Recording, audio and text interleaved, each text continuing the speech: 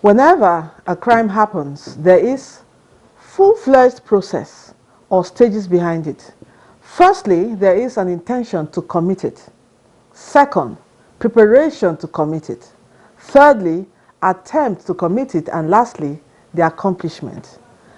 This then establishes the fact that there was an intention and then actions can be taken for sentencing after some judicial processes.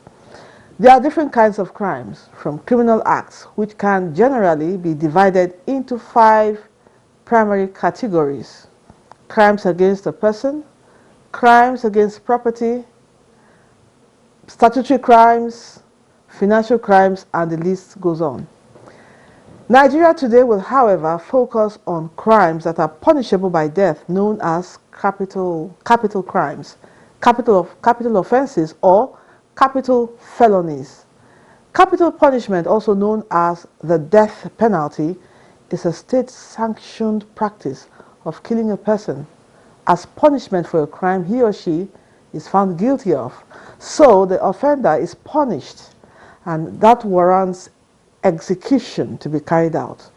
A prisoner or a convict who has been sentenced for death execution is hence condemned and is commonly referred to as being on death row.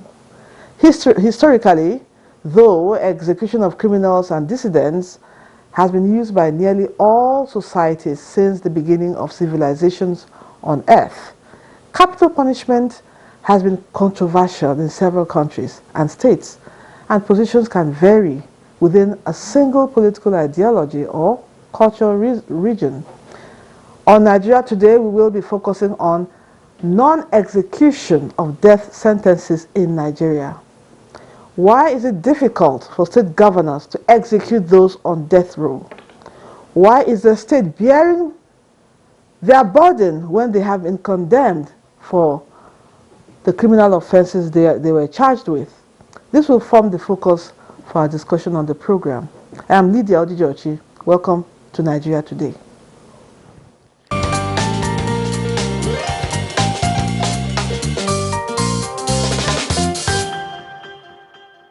With me to discuss the topic, non-execution of death sentences in Nigeria, is Mark Jacob, former Attorney General and Commissioner of Justice, Kaduna State. Thank you for honoring our invitation. Thank you so much for having me. Also in the studio is Francis Enobore, retired, former PRO, Nigerian Correctional Service. Glad to have you once more on the program. Yeah, thank you very much. It's always a pleasure to be here. Okay, let me begin with the attorney.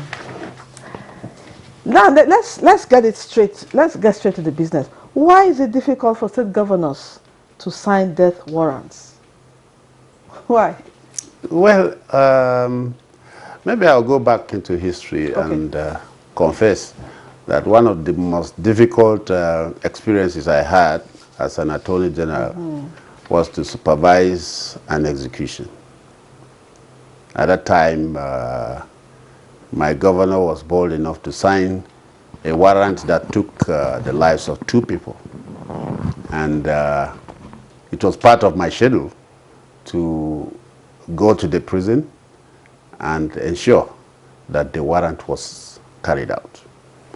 That was in 2006. So I had the pain of witnessing 2 gentlemen walk out from their cell singing. One was a Christian, the other was a Muslim, and each one of them was communicating with God via some recitations, via some songs, choruses, and within 10 minutes they were gone.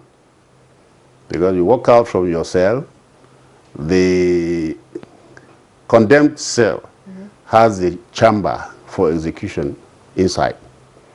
You don't need to go outside, and so you just walk out and go to the execution stand. For me, that was a harrowing experience. I took a friend there who could not bear it. Up to today, he has not forgiven me, because he just came to visit me in the office, and I told him, look, I have work to do in prison, follow me. And he came and he saw how 2 people died. Were they shot? Was it no, it's hanging. Oh my God. Yes, and so uh, it's not easy.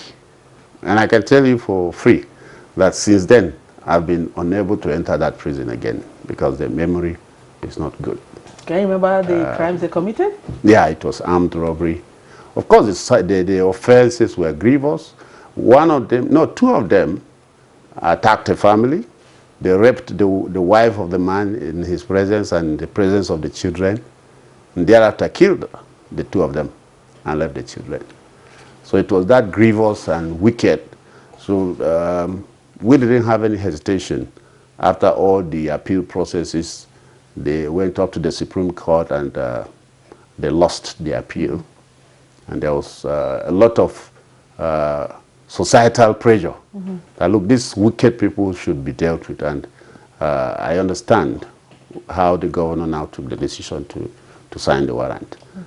And up to the end of my tenure, that was the first and the last. And the last. And I know that when you ask why is it difficult, these are the challenges. You live with it feeling that you played God. You played God to take the life of somebody with a signature on a piece of paper. So it's not an easy thing, like people would just think that. I saw it somewhere that the Minister of Interior was asking governors to sign the death warrants as an avenue of decongesting the prisons. I understand with him because in Nigeria we have over 3,000 inmates, convicts on death row. And of course, keeping them has economic implications. Then it has also custodial implications because the space is needed for other people. But we have a situation where people who have committed wrong against society are being sustained at the expense of society. Money that ought to be used in building roads or hospitals are being used in feeding them, keeping them alive. Okay. Meanwhile, the offenses they are committed are grievous and wicked. So this is it's a difficult balance. And I understand with governors when they don't just sign. Okay. Now, let me come to you, former PRO. As I earlier said in my introduction, capital punishment has been controversial even in several countries and of course states, and like you said. And positions can vary within political ideology or cultural region. How would you react to this? As far as Nigeria is concerned, I'm happy the former Attorney General is someone that has vast knowledge about the constitutional provision for certain crimes that are committed in Nigeria. Punishing certain crimes by death sentence is still part of our constitution, and the governance requires taking bold decisions. I just want to react to the fact that sometimes some individuals, they find it difficult appending signature to death warrant for the offender to be executed. The governor is not the person that crafted that constitution. He's been given that responsibility as the state chief executive to do certain things, and signing death warrant is part of it. That is one. Then number two, I always try to caution against presenting signing death warrant as if it's the last option, is the only available option to treat certain crime and criminalities in Nigeria. It's just one of the many options. When the present Minister of Interior, Aregbesola, in one of his discussions, mentioned that state governors needed to do what is needful to decongest custodial facilities. A lot of people went screaming that, no, why will he say governors should sign death warrant? Is that the only way to... He didn't... That is not... Nigeria is not boxed to a corner that we don't have alternative means of treating heinous crimes. governors doing the needful equally involve the governor causing their chief judges to present the list of those that have been condemned to death so that they can possibly be commuted to life sentence. But we have not seen any of these things being done by any of the state chief executives.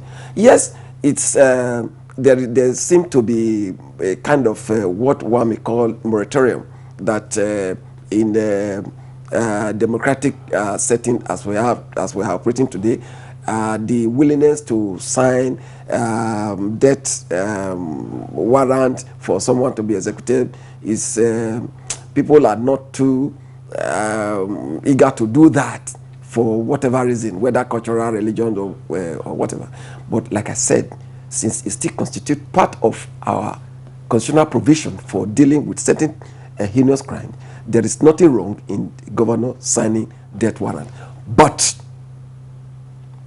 whoever so wishes to abstain from signing death warrant, there is an alternative way of doing it. That is commute death sentence to life imprisonment. We have the new Nigerian Correctional Service Act 2019. If you check section 12 subsection 2C, it clearly provides that where an inmate on death sentence, on death row, has exhausted his window of appeal up to Supreme Court, and he has spent 10 years in this status, the chief judge, he doesn't need to wait for the governor now, can go ahead to commute that sentence to life. Is it not better? Is it not better than leaving the someone to be on death row every day? You don't know when you'll be called for execution, and then you die in piecemeal. It's not even better for you to sign the death warrant. So these are the different angles that one may want to look at it. So I know you want to react to that. Well, he's speaking law, and I like it because the Administration of Criminal Justice Act that was just recently passed in 2015 has that provision that after 10 years, the chief judge or the governor can, on the advice of the council on the exercise of pardon, can decide to commute the sentence to life imprisonment. Now, but you see, he mentioned something that is very correct. When you keep a man on death row, like if you go to the correctional facilities, there is a section they call CC, condemned cell. It's just like having tomatoes that you don't like. You dump them there. You can evacuate them any day. And so, like he said, the man lives a life of death every day. And just like the two gentlemen I told you, they were in prison, they were just there. And one of the challenges in the country is that as at that time, we had only 2 hangmen in the whole country. And they were going around the country on invitation. If you have finished the process and there is a warrant for execution, the man leaves from Abakaliki or from Lagos to come to Kaduna or Abuja, executes, and then moves around as required. So there's also a shortage of hangmen because truly it's a very terrible thing to be in that position where you are just in the cell and you are condemned. You know you are condemned, you could be executed tomorrow upon the signing of a piece of paper. Yes. So it's torture. In some jurisdictions, there have been a lot of discussion on why should somebody be kept in this kind of torture for years. There are people that are on CC, they have been there for 15 years, 20 years, and they have not been executed, neither have they been set free. And this is torture. This is human torture. Okay. Yes. Let's take a break here now. We'll be back, and stay with us.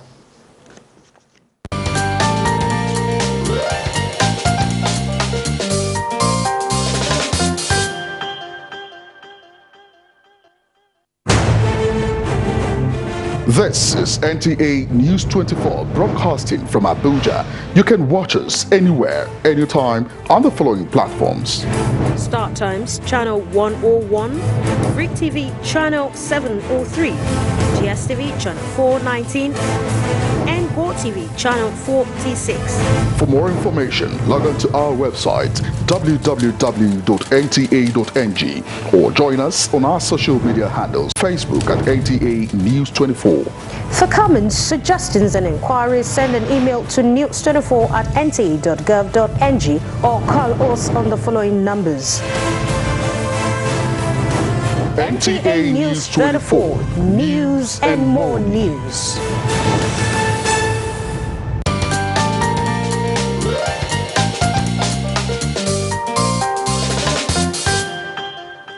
Welcome back. You're still watching Nigeria Today, and our focus is on non-execution of death sentences in Nigeria. And my guests on the program are still here with me, Mark Jacob, former Attorney General and Commissioner of Justice, Kaduna State, and Francis Enobore, retired, former PRO, Nigerian Correctional Service. All right, you listened to the conversation there. Will it be possible for judges to specify a deadline for death sentences to be implemented without delays by executioners? For example, delay by governors? Well, I think the provision in the Act, that is the Nigerian Correctional Service Act 2019 that I referred to earlier on, has to a large extent addressed that, because it's like setting a time frame that if someone on death row has exhausted the procedure for appeal to Supreme Court level, and he has spent 10 years in that status. That appears to be the upper limit. That once it gets there, once it gets to that level, the state chief judge can go ahead to commute the death sentence to life imprisonment. And I just want to quickly say that for us in the correctional service, this has always been our dream. Because as the inmates on death row die in piecemeal, those that are taking care of them don't even find it easy. They are one of the most difficult set of inmates to control. And the reasons are obvious. The man has gotten to his bus stop. What will he stand to lose if he says, today you and I will die? What does he stand to lose? Which other sentence will be greater than death sentence? So you deploy all your talent, your intellect, your training, your psychosocial skills to contain him, to calm him down, and this is what you do and live with every day. So it's like the man that is drying cocoa beans under the sun. As the sun is drying the cocoa, he's drying the owner of the cocoa beans. So the correctional officers do not find it easy keeping these people. But if this window is well utilized by commuting death sentence to life imprisonment, we now have, because once we do that, they become amenable, they become calmer for you to minister to. I'll give you a typical example. There was an incident in Lagos. Two inmates, they committed heinous crime when they were much younger. They came into the facility with near to nothing. Gradually, the system started ministering to them. Initially, there will be initial resistance of what use will it be. And I said, look, you have not been killed. You don't know when you'll be killed. Every day you wake up, you eat. Why don't you do something useful? At least even if you are dying tomorrow, know that at least you were able to do something tangible for yourself. Gradually, reluctantly, they took up this. They went through their secondary education, got very magnificent grades. Really? Yes. So, luckily, after a couple of years, the National Open University of Nigeria came on board, and the Nigerian Correctional Service bought into it. Presently we have study center in most of our correctional. So these inmates, they went into it. Before you know it, they got their first degree, got their second degree, registered for their PhD. That's wonderful. So one of the state the state governor got information about it and granted pardon to one of them. Wow. So we still have, even to today, we still have some of them that are into that program. Wonderful. So the system has the capacity to turn around their fortune, and we have come to realize that those that almost got it. Almost snapped. What I mean that those got to their peak. By the time they are given a second chance, we have a very high degree of success story when they leave the consideration. So this is why we keep advocating that instead of allowing this people to die peacefully, if you don't have the mind to commute their sentences to life imprisonment, for us to impact on them and train them, please do the needful, sign their warrant so that they end their sad story once and for all. Well, let me quickly ask, what about juveniles when they commit capital punishments? What happens to them? Well, there are sanctions for juvenile offenders. Some of them, really, they are not committed to life imprisonment, I mean to death sentences. But it depends also on the magnitude of the crime, because some, there is no option. You sentence the person to death.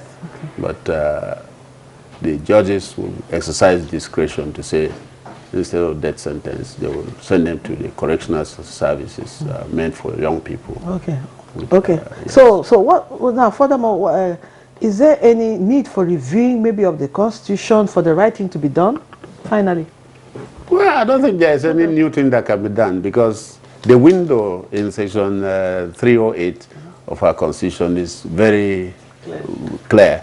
You can either commute to life imprisonment or pardon, or a lot of options. So the only thing is that there should be advocacy targeted at our governors and our chief judges, that they should not just surrender. There is something that you can do. Don't just surrender and say, I have reached the end. Once the person has exceeded or exhausted his appeal limits and it's been there for 10 years, the law says you review, you look at it and see what you can do. And like he has said correctly, we should not allow people to be dying every day. Thank you. That's wonderful.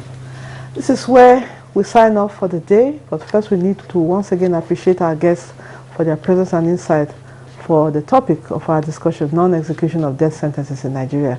And to you, Mark Jacob, former Attorney General and Commissioner of Justice, Kaduna State, thank you very much for coming. Thank you so much. And to you, Francis Enabore, former PRO, Nigerian Correctional Service, we appreciate you. Thank you. Thank you very much. And to you, our viewer, we appreciate you for being a part of this discussion. You can also watch this episode and other ones at www.youtube.com/NTNews24hub. I am Lydia Odijochi. Thank you for watching and see you again tomorrow. Goodbye.